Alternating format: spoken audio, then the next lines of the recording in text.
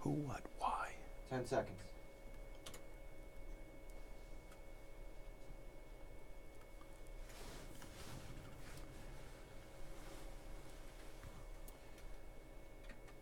Yeah, welcome very, very much to Conversations. A pleasure to welcome to the program Russ Baker. He's the director and the force behind a major organization, investigative journalistic organization called WhoWhatWhy. WhoWhatWhy. It's really an important source of information, understanding the political process. We're friends from way, way back. We've been out of touch, but it's so good to welcome you to the program. It's so good to see you. Sorry we got you started up kind of late getting this session going, but welcome to the set. Thanks, Harold. Good to be here. Good to see you again. It's been a long time, too long, and it's good. We should be in touch with one another. Share with us, will you, for the audience, because we've done programs in the past, but we were behind. Share your background, born and raised a little bit, Sure. and then this institution that you've got going. Who, what, where? Well, I grew up in California, Southern California, Right. attended UCLA, degree in political science, Right. worked in politics when I was young, also worked in business, so I had a variety of experience. I traveled all over the world, learned a bunch of languages. A bunch of languages. And yes, and then in my late 20s, I decided to make a career switch and to become a journalist. Yeah. Came out to New York and got a master's at Columbia's Graduate School of Journalism. And I started out as an independent journalist. Yeah. I went to right after school ended, I went out to Central Africa where there were the Hutu Tutsi massacres, and I covered that in Burundi. You covered it at the time? In Burundi, which was Yeah, right in next yeah. door and right before Yeah. what happened in Rwanda. Horrible. Yes, it was horrible. And so I began getting bylines in newspapers, came back to New York, began working for the Village Voice, Okay. back during a time when the Village Voice was a real force.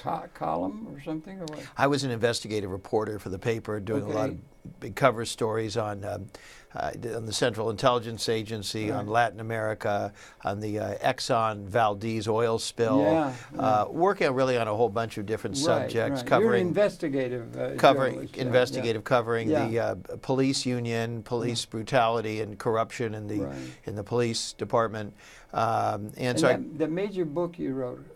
right, and so I then some years later I began working also for other news organizations around the United States and around the world, and in 2009 I published a book called Family of Secrets. Right. And Family of Secrets, the subtitle of the paperback version is The Bush Dynasty, America's Invisible Government and the Hidden History of the Last 50 Years. Right. And this is my 5-year investigation of the rise of the Bush clan, multiple generations in power, and what their influence meant. And I began to see a constellation of power involving primarily private capital, utilizing government through the Central Intelligence Agency, through the State Department, and through other arms, the FBI and so on, to carry out their own interests. Were they doing it out of whole cloth, or were they growing upon a trend that had been going on from some period that led up to making that possible? Well, I think the entire history of the United States is that of powerful people, rich people, and elites writing their own ticket. It goes right back to the founders, but there have been sort of turning points, and one of the turning points was in the post-Roosevelt era when Harry Truman, and this is all in my book, Family of Secrets. I got the book, Place of Honor, at the shelf. Thank you. We've done programs What happened was that Truman, Roosevelt was tough and was able to push back at these elements. Truman was a very different person. He got in, I think he was a little bit bewildered. They knew they could not get a CIA created under Roosevelt, but with Truman they basically tricked him. Neither of them wanted to have a peacetime intelligence agency because they figured that there was a threat that they would have a power grab, that you'd effectively have a kind of a secret police like you had in the East Bloc. Did it grow out of the OSS? Well, CIA? I mean, it did in part because certainly it was some of the same people, but there were all these different factions, and it was not directly the OSS. And so a number of people got in and were advisors to Truman, and they basically tricked him. One of the people who was involved involved with that was a man named Robert Lovett, who was a business partner with Prescott Bush. Yes. Who's the grandfather yeah. of George W. Bush. Right. And they were business partners in a big private investment banking firm called Brown Brothers Yes. Harriman, which is Yeah. around today, Still. very much quiet and behind the scenes, Yeah. often handling the money of some of the wealthiest people and families. That would be part of what is called the establishment. Very much so, Yeah, that's right, the Eastern establishment. Yeah. And so they managed to convince Truman that they were creating something very benign, and he Right. reluctantly agreed, but they immediately did a switcheroo, and they immediately started doing things that he never authorized. So this was Truman, and then comes Eisenhower, who... They were working behind his back? You were That's saying? right, yeah. Yeah, and in my book, Family of Secrets, Yeah, I actually right. go into how they were doing all of this. Yeah. But they basically, he thought that the reason it's called the Central Intelligence Agency, it was supposed to be a centralization of intelligence. In Yes. other words, there was intelligence coming in from the State Department, from the Navy. Right. All these places were collecting intelligence. And so they Right. said, well, you need a place where we can organize it all and then present it to you. Well, that sounds innocuous and that sounds fine. And so he said, okay. But all of this covert operations where they began going around essentially plotting against the leaders of other countries, this was never really authorized, certainly not intended by him Was this carrying, or by Congress. carrying the stamp of the Bush takeover? Well, of the system, right. So what I'm saying is back did in they represent a part? How is the establishment organized? Where are the major? Well, back in those lines? days, Prescott Bush was a partner in Brown Brothers Harriman, And so it's the along banking, with yeah. Averill Harriman Yeah. and his Republican brother Roland and Robert Lovett and a number of these other people. I see, yeah. And my point is, Yes. because it's easy to lose the point, is Right. that the United States, like most countries, has always been run wherever possible by elites, by and you know this because I know you're well schooled in all of this, of course, and you knew many of the great thinkers in these areas. So I'm not telling you something you're not aware of. There was Rome, But that's right, and so the wealthy have always utilized institutions and certainly government to advance their own ends, and because there are fewer of them than there are of everybody else, in order to maintain outsized influence in a supposedly democratic system or a republic, they need to be manipulating the process. And so they've been able to use all of these departments and agencies and so forth. And so you're really looking at private capital, private individuals, families, and then their entities, banks, insurance companies, defense, or they call it defense, military contractors and so on. And all of these having a lot in common. Working together, very much having business and social networks, often being members of the same country clubs, secret societies like Skull and Bones, and it enforces this kind of class cohesion.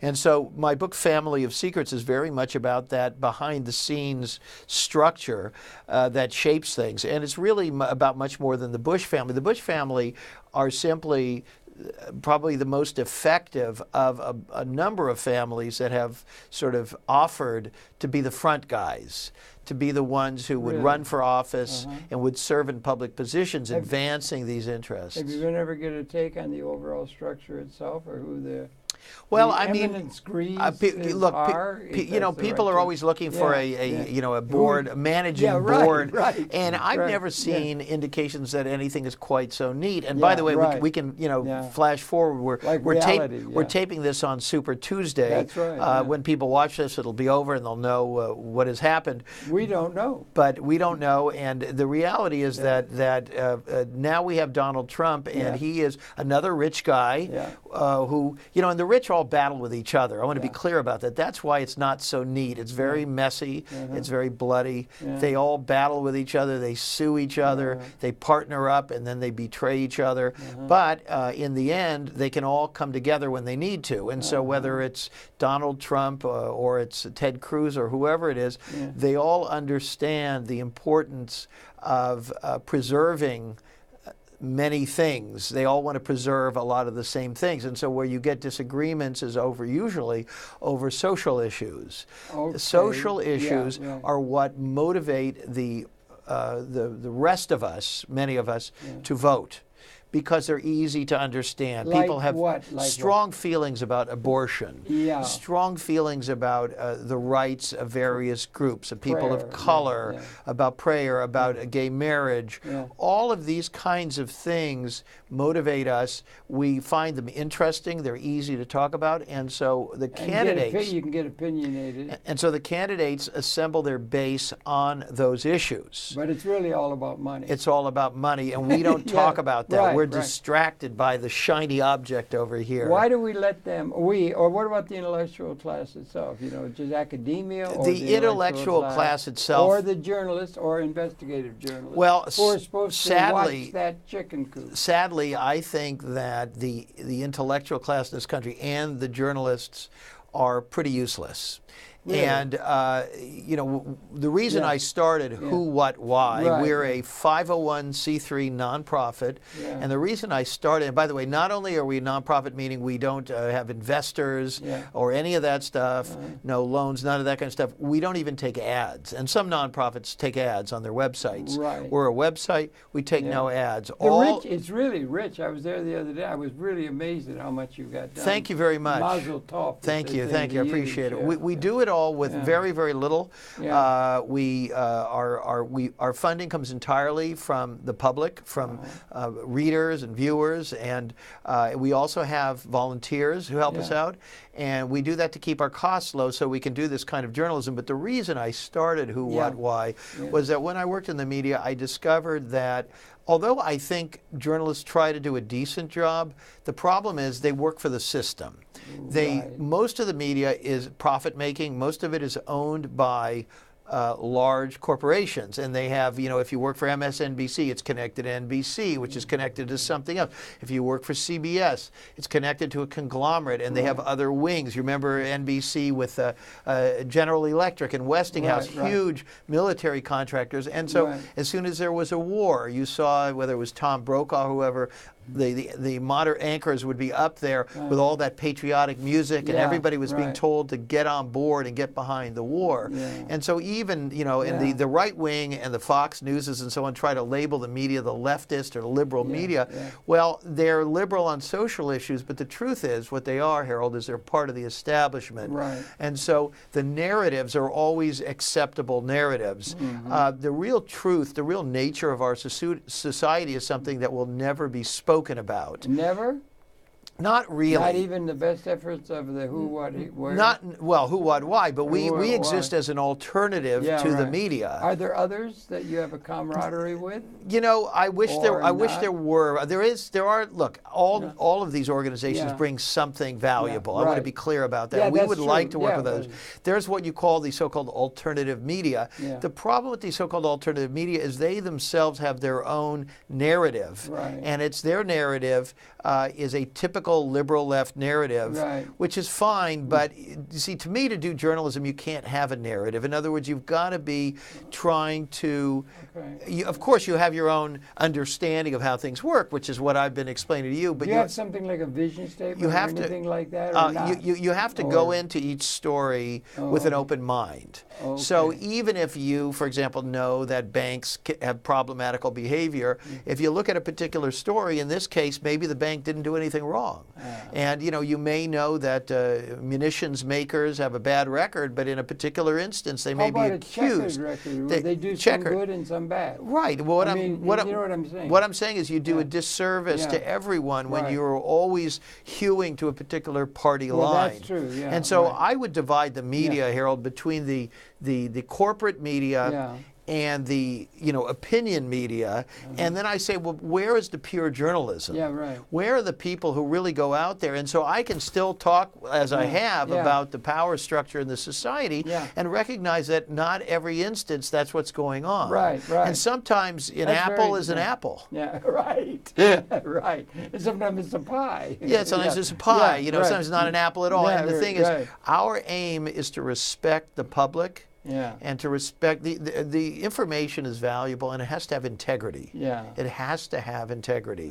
And so we do what we call forensic journalism at WhoWhatWhy.org. We're WhoWhatWhy.org. .org, because we're a nonprofit and we want to emphasize that we are. But we look at things, and we get a lot of people mad at us because they begin following our site because they saw some stories we did on something, and then we look at some other event, and our conclusions are not the same as they were on the other story, and so they get frustrated because they want to see. You don't have an ideology. That's right. Yeah. That's right. Yeah. I mean, we all personally, every human being has something of an ideology, but we try to sort of check it at the door when we get to work. And the idea is... Some people can take umbrage at that. Yeah, that's right. Because you're supposed to understand the real truth. That's right. Well, listen, that they have when we're raising money, yeah. you know, we talk to people, and somebody said to me, "I love what you're doing, but I hope you don't say anything bad about Hillary." Well, I said, well, we'll say whatever we find, and if you don't like it, then don't support us. You know, because that's our job. Yeah, that's the spirit of real journalism in a very real sense, what it's meant to be. Like I just said it in another way, but do you have fellow travelers, if that's the right term, or you know, like you've got Amy Goodman who tries to put up a different thing, and some people they all have their own. They all have their own orientation. But you don't feel a sense of camaraderie with. Listen, people you feel a sense. I get along with most people pretty well, but I can see you would. You got a good personality. I'll just tell you this though: the stories we break, most of the people you could mention will not touch them, and I'm talking about the liberal left media too. They won't touch the stories. I'll give you a quick example. Please do. When the Boston Marathon bombing happened, the FBI was so quick to announce that they had apprehended the culprits, and there was no more investigation to be done. It was all settled. It's all done. And I can just tell you, if you ask anybody who's a serious investigator, they'll tell you that's never the right course of action. Right. And, you know, we started watching that, and we saw how quickly they were shutting the whole thing down. And what it brought to mind was an amazing story just developing in real time with they're hiding in that boat and everything. The whole story. It was just an incredible array. And what it reminded me of, Harold, was another event that was almost 50 like years. a Hollywood movie or something. Almost 50 years before that was the death of John F. Kennedy, where you had a lot of parallels between the two.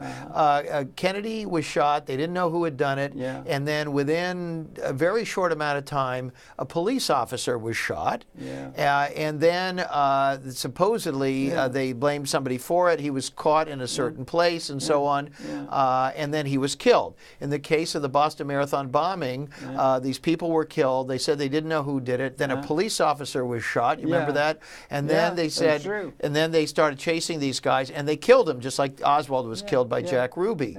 In the case of the Kennedy thing, Oswald was identified as a man who had recently traveled to the Soviet Union. In the case of the Boston bombing, the elder Tsarnaev brother was identified as someone who had recently traveled to the former Soviet Union. Amazing. It's fascinating. The Kennedy was killed in 1963, and in 2013, which was literally exactly 50 years later, the day of the Boston Marathon bombing, there was a fire simultaneously at the John F. Kennedy Library, down the road from where the Boston bombing was. Now, these are all presumably coincidences, but they're awfully interesting, and they both involve the FBI, which, to my knowledge, was involved in covering up the true nature of what was going on in Dallas at that time. And what I saw in Boston was the FBI, again, 50 years later, covering up what it knew. Now, what I'm talking about is the FBI put up these pictures of these two people wearing backpacks and said, if anyone knows who they are, please come forward.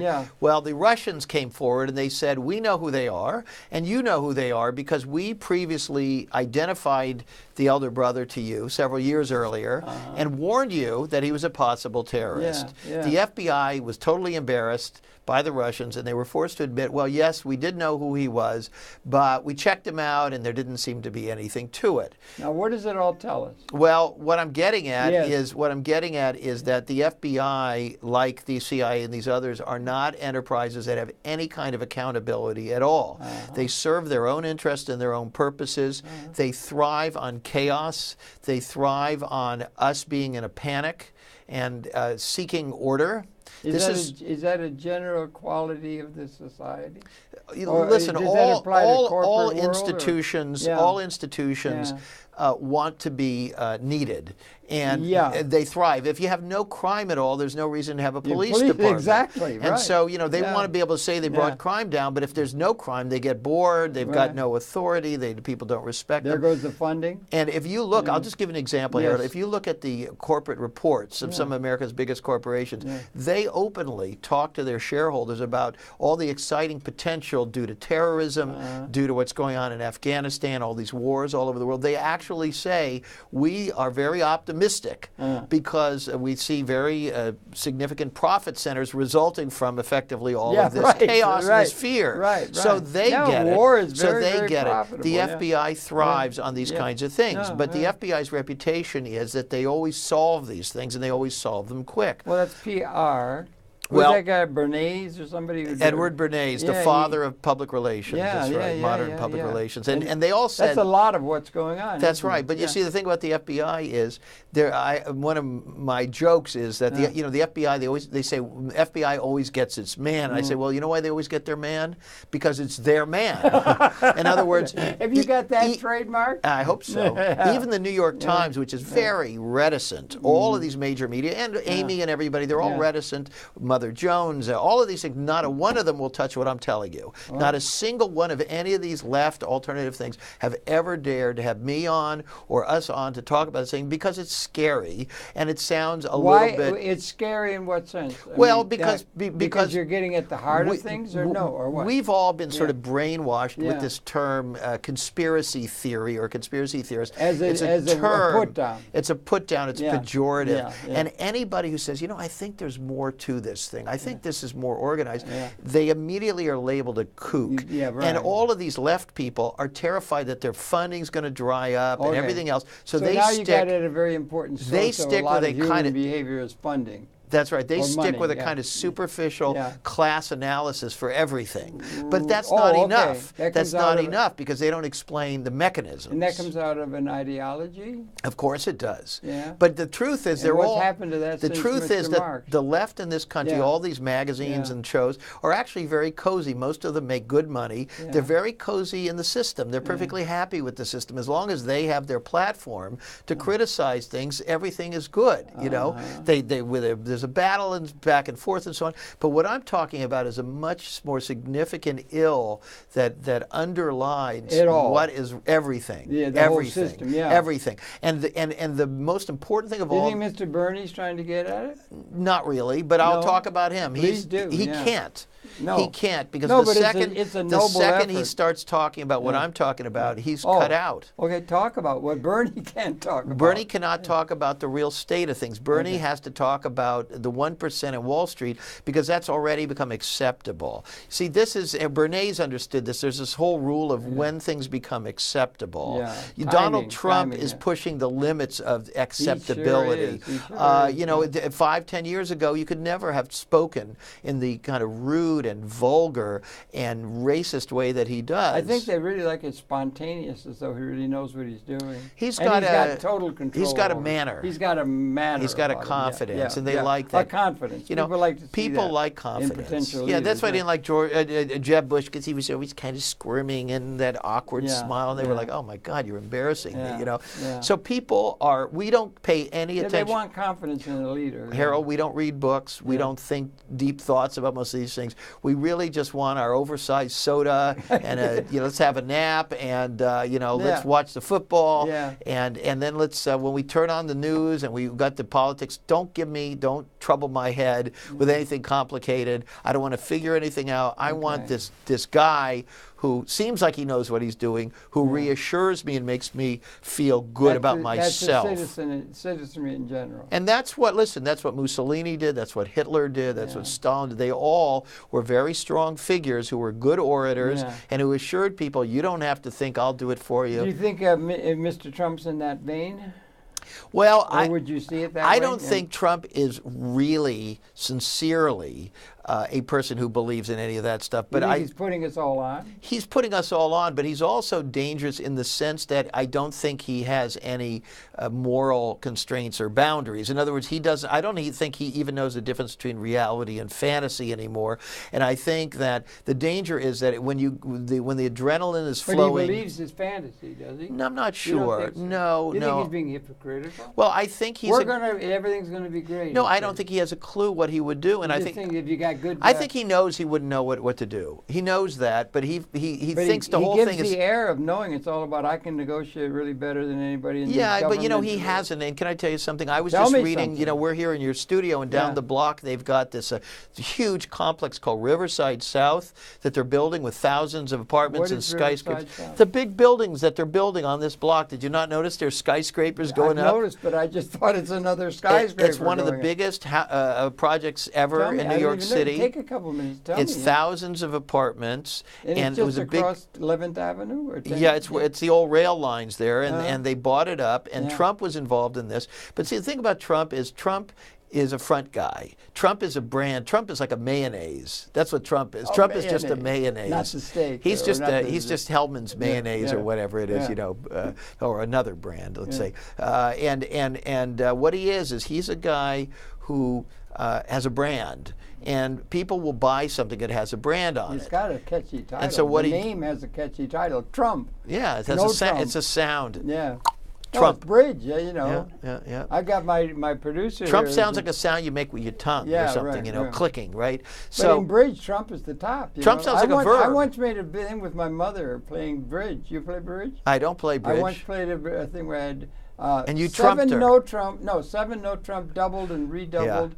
And made it. Yeah. So what Trump is this, Harold? Trump is no Trump is above Trump. Trump is a guy who realized that he could go and talk to people. No Trump is above Trump. Did you realize that in the beginning? That's great. No, it is.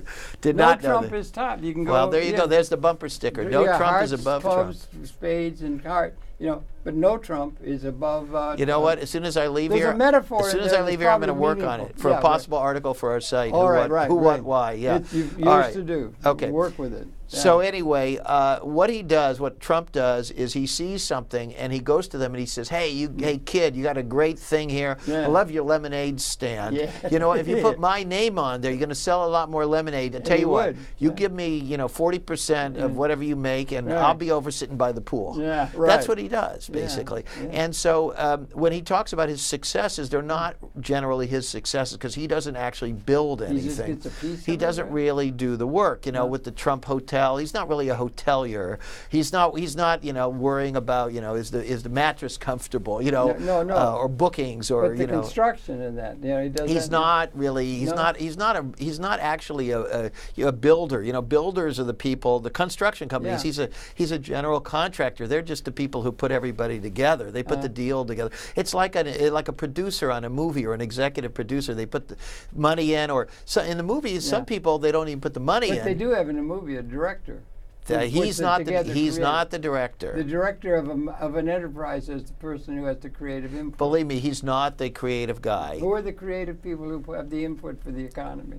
For the economy? Yeah, for the economy. Yeah. Well, I mean, listen, I think people, there's some of them we know them, like a Warren Buffett is a man who literally pays a lot of attention to the value proposition of the businesses that he invests in.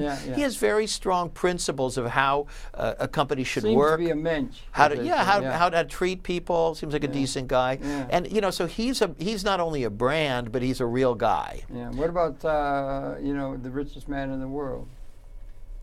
Who's that? That's the head of Microsoft. I thought it was the Mexican guy. Isn't he the richest guy? Well, there's a crook or something in Mexico. Slim Jim. Slim, yeah. Carlos Slim, yeah. Carlos Slim. Yeah. No, who owns or owned a big piece of the New York Times, by the way. Who's the head of Microsoft? It's Bill Gates. Yeah. He's the richest man in the world. Yeah. Listen, Bill Gates is a very intelligent fellow. Yeah. I mean, he was very involved in building his company, like most of these people, like Steve Jobs and everything. They had very sharp elbows, and they, generally speaking, I'm not aiming communist anyone, kind of, would see that somebody else had a good idea and they would manage to take it. And maybe those people didn't end up too happy about it.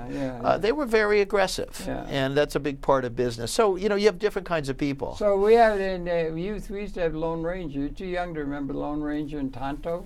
Tonto was the I remember them. Out of the West and everything. I remember Who are the Lone Rangers who are the good guys? Well, what are the lines about good and bad or evil or whatever that our moral principles have tried to counsel us about? And what's the reality of the human? What's the reality of the human condition that we can put some meat All right. So first of all, if we look at the people running for president, I will say this: whatever one says about Bernie Sanders, he is a man who I think has had the same principles throughout his life. Yeah, he's been entirely consistent. 62. He was sitting in for the blacks. 63, right? Yeah, 63, he was, he was. Bless him. Yeah. He supports more or less the same values and issues he always has. So whether you agree with him or disagree with him, you want to give him credit for that. Yeah. He is a man who, when he was in the House of Representatives and then in Congress and then the Senate, he would go and he would try to pass things and he would make speeches. You could watch old C-SPAN and see him at 3 o'clock in the morning speaking to a nearly empty chamber, decrying U.S. interventions in all these countries with feeling, talking about how the American public was being stolen from. So I think he deserves a lot of credit for sincerity and passion and commitment. He's an intelligent man.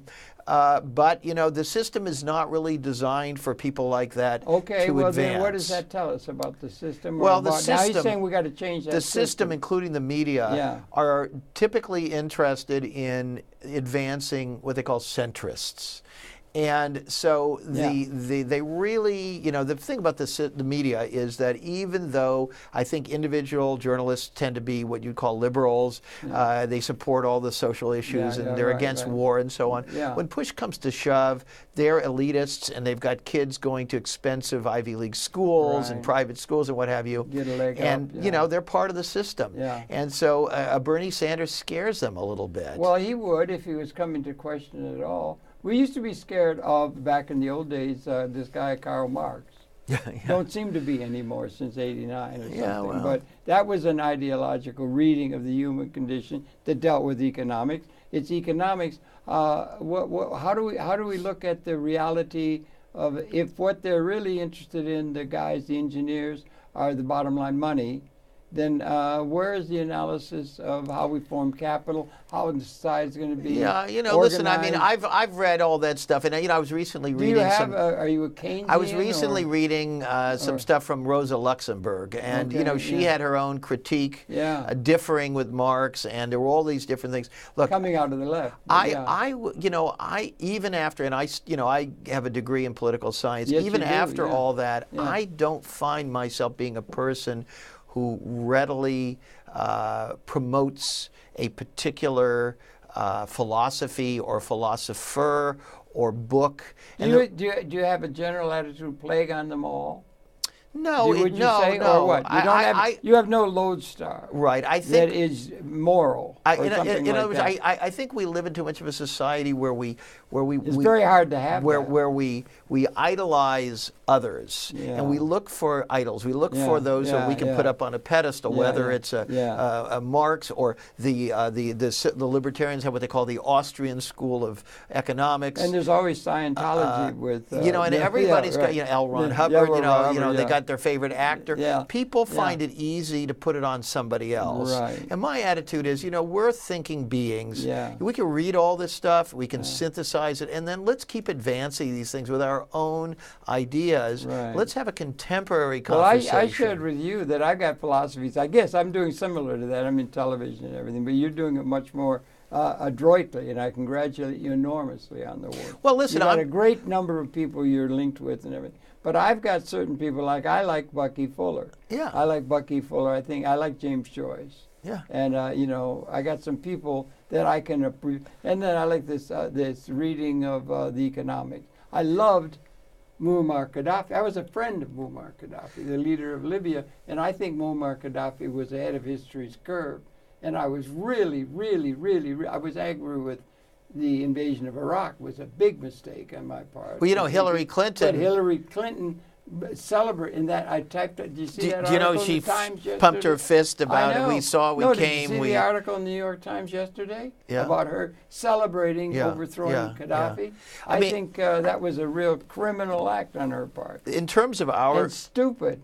In terms of our organization, WhoWhatWhy.org, we were, I don't know if you know this, we were, as far as I know, the only news organization, at least in this country, that questioned the U.S. going into Libya. And you mentioned all these liberal shows. Not a one of them challenged the U.S. invasion of Libya. None of them. Well, I tried. We did the I'm best just saying we could. These liberal left TV shows did not. They didn't challenge the U.S. going into Syria. They're hung up on the Enlightenment. And no, I'll tell you what it is. I'll tell you what it is. Tell me what it is. When a Democrat is in office, they're afraid to criticize them too much. And so they, because of their funding and everything else, and so they get in line and they say, well, if Obama goes into Libya, it must be justified. You see, but it's not, because it's not Obama doing it. It's it was Obama and Clinton. No, it was Hillary Clinton. It's the military-industrial complex. And NATO. Yeah, You know who wanted Gaddafi taken out? I don't know. I mean, the same outfit who gave Hillary Clinton all that money to speak,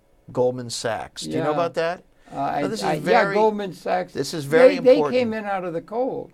He had made tremendous Goldman progress. Sachs was hired by Gaddafi to manage their sovereign. Got involved with their sovereign wealth fund. That's right. That's right. This is the people's money in Libya, and of course, he was a dictator and he had brutal methods. But the thing was that one of the ways that he stayed in power was doing things that people liked. Well, he went from they were the poorest people, just for the hell of it. I think that there were. Let me ask you another question. Veer off, okay? Do you think the United States of America, with George Washington, and we'd had 1,000 years after Rome, we'd had hereditary families that formed the basis of political legitimacy in Europe for about 1,000 years, with all the crowned heads of Europe, including the Louis of France and everything. And then across the ocean, they started this thing. Bunch of people off the Enlightenment and whatnot, George Washington, Jefferson, Franklin, that kind of thing. They set up a system. That system seemed to me to be in advance of the ancient regimes of you sure know how to spin on a dime. I want to go back to Gaddafi for a second. Well, all right, I would have, but I just wanted to say that we were ahead of history's curve. What the impetus that was being made to overcome monarchy was ahead of that. Now he was ahead of where we and the world now is, and we overthrew him just like they came and burned Washington in 1812. What's important to know is that he was a symbol for developing countries of ways in which they could advance, and he was becoming more and more of a leader, and you know this, for the non-aligned countries. He was talking about creating another currency and going off the dollar. He wanted to start the United States of Africa, which would have been a good idea. He was talking about the power offset to NATO. He was talking about NATO came and bombed him. The power of these. It's like the crowned heads coming and bombing Washington in 1812. And as he correctly pointed out, if you get all these countries that have all these natural resources, which are mostly these poor countries, and put them together, they really could be tremendously powerful. And so, of course, a guy like Gaddafi was a threat. No, but ideologically, he was a threat. He was a threat in many respects. He was. But here's the thing. I'm not sure if you appreciate that. No, I do. But he started really where he had been ostracized and he had been marginalized, and he made tremendous measures to get so-called back into the community of nations. It was really really got him going that way and got him involved. It was extortion basically, but he had no choice. Well, they had gone a long way. They had gone a long way, and they had done some atomic. They came back from that. They were really trying to make peace with the world. Well, there's more to it. There's more. Safe had studied banking and he got involved with the bankers. Yeah, there's more. That was his son. He's under siege. There's more to it than that, because even that Pan Am 103 thing, which was the thing that isolated him more than anything else. Yeah, but they didn't do that. And yet, if you study it, you even look at what a lot of the investigators and a lot of the experts say. They say that it was not really Libya. It was out of the Bekaa Valley. I think it's understood.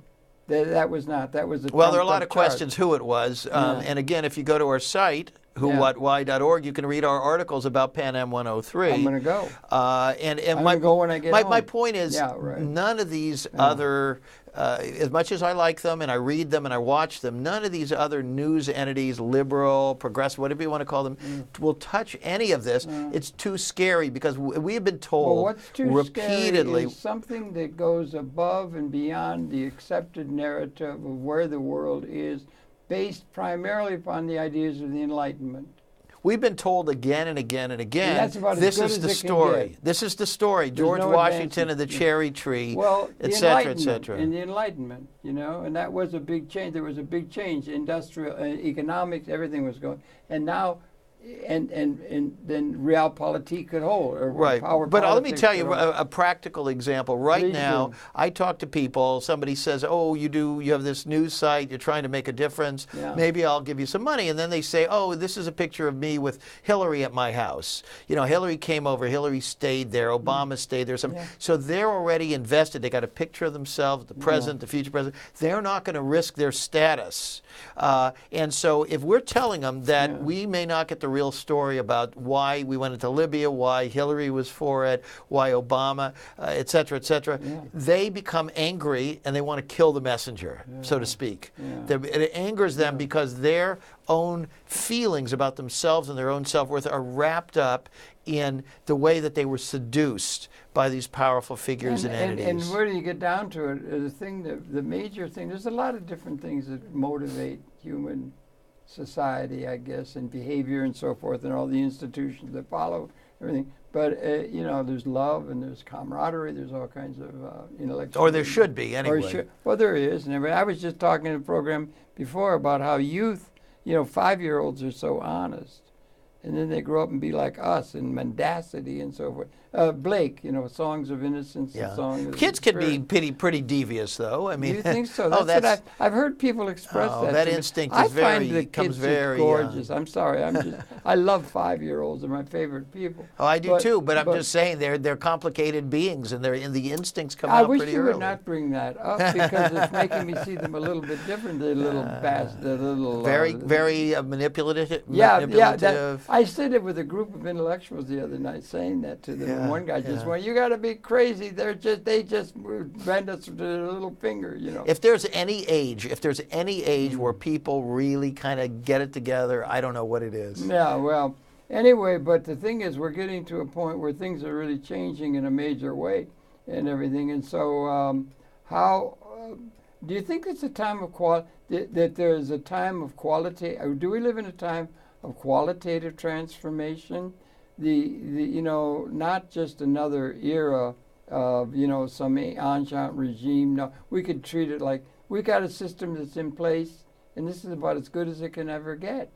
And there's not another level of qualitative transformation in the cards for the evolution of humans, the human scenario. Well, are we caught in this mess, or are we at a time of qualitative transformation? I'll tell you what bothers me. For the danger and for the promise of qualitative, not just quantitative change. Gotcha. Qualitative okay, change. so here's what here's what I see as the problem. The qualitative change is taking place in the sciences, not in the social sciences. Okay. We have advanced miraculously in medicine, in so many different spheres, physics and cell phone technology, and on and on and on. It's incredible, and it's exponential with gene sequencing, and we go on with virtual reality, with all of these all of that technical is exponential. things. It's not all exponential. There's still some things that are not. But the advances are coming fast and furious. Those things, particularly with information technology. Listen, cooking technology. I mean, I don't care what it is. All of these things are changing rapidly, and people are setting their minds to the task. But when it comes to preventing wars, getting people to get along, eliminating poverty, inequality, injustice, where is the willpower? Where is the funding? Where is the demand for that? Don't you think we could agree over the whole, it was 200,000 years we've been here, something like that, that the main way in which a political legitimacy is established in the beginning, let's say, is whoever's got the biggest club can hit the other on the head, and then have some soldiers who protect him, and then you got to have some very important creation story or PR to build up. We're better than others, and that's the basis of political legitimacy.